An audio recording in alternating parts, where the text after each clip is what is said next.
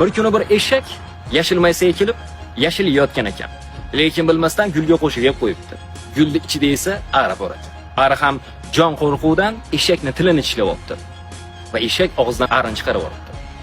Va bu orifdan eshak borib qirolicha ariga arini shikoyat qildi. Qirolicha ari ham arini chaqirtiribdi. Endi gap boshlayman deganda qirolicha ari o'zini isbotlashga harakat qilib ketib qoldi. Shunda qirolicha chaqirib, "Senga o'lim hukmini berdim" debdi ariga qarab. "Nimaga? Men buni jonini qutqarib qolish uchun chaqdim. Qorniga tushganimda o'ldirishi mumkin edi" debdi.